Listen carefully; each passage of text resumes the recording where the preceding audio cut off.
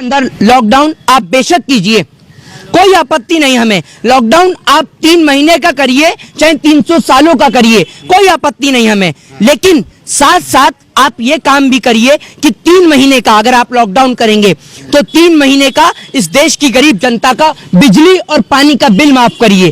3 महीने का उनके घर में राशन भरवाइए। 3 महीने का आप उनकी सारी बैंक की किस्तें, उनकी लोन वो दूर करवाइए।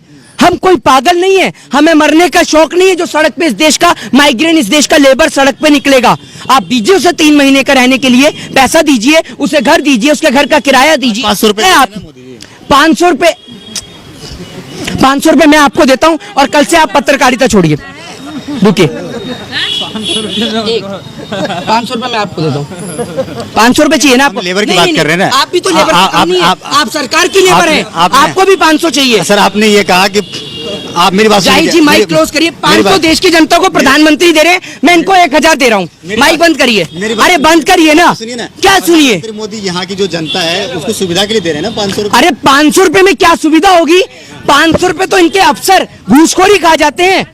500 रुपए इस देश के अंदर अफसर घूसखोरी खा जाते हैं। खुश हो रहे हैं ना? अरे 500 रुपए में आपको एक बताइए, 500 में सिप्ला कंपनी का इंजेक्शन आ रहा है, रेमडेसिविर जो आ रहा है, ठीक है, उसकी कीमत 5000 रुपीज है, ठीक है, और आप 500 रुपए में करा रहे हैं। 500 रुपए मोदी जी, 500 रुपए छोड़िए, 5000 रुपए ले लीजिए और प्रधानमंत्री पद से इस्तीफा दीजिए। दीजिए ना 500 रुपए अपने मंत्रियों को, एमएलए को। 500 रुपए क्यों नहीं देते?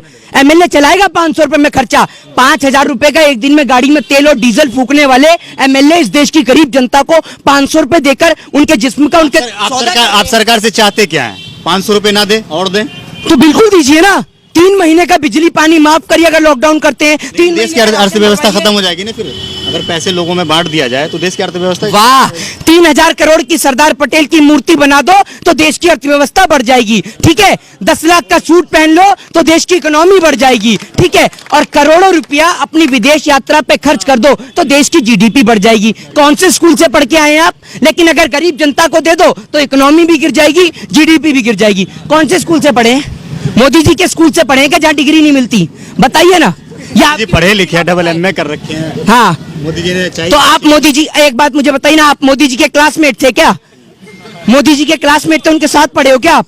कैसे पता आपको मोदी जी पढ़े? मोदी ने दीक्षा भी मांगी है, चाय भी बेची है। तो आप क्यों नहीं मांगते भीख? आपको मांगने से मना करा है? पूरी जनता के हाथ में तो कटोरा थमा दिया।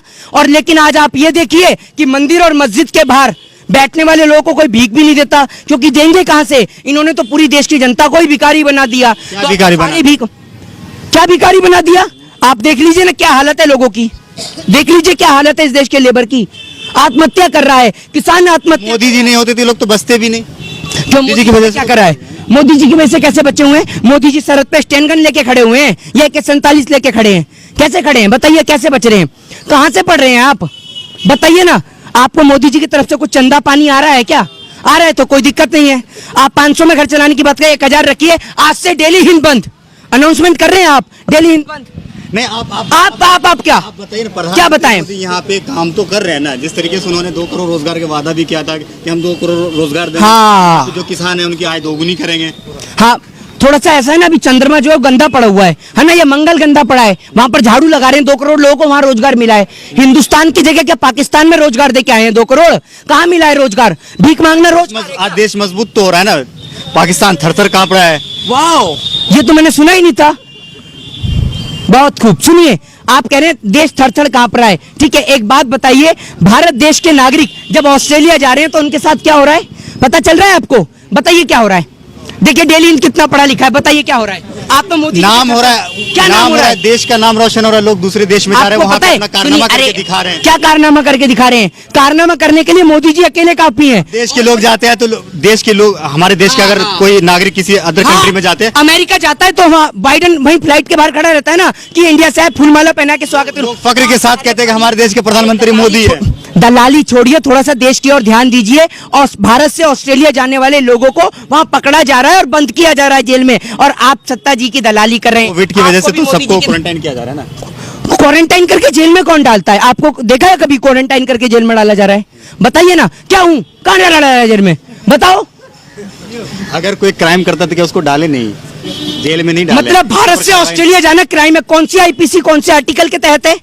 सबको तो नहीं कर रहा ना, कोई सभी को कर रहा है। क्राइम करते हैं उसी को क्या हाँ जी। नवभारत टाइम्स की आपको रिपोर्ट दे दूं और ये देखो डेली कितना पड़ता है, ये पूरे देश को दिखा दूं। आप मोदी जी की इतनी भी दलाली मत करिए जरा मेरे भाई। ये देखिए नवभारत टाइम्स की रिपोर्ट है, नवभारत टाइम्स की, पढ़ लीजिए आप। कैमरा में दिखा दीजिए। कैमरा में नहीं, पहले आप पढ़ लेंगे तो पूरा देश भी पढ़ लेगा। कैमरा में दिखा लीजिए। ये देख लीजिए आप।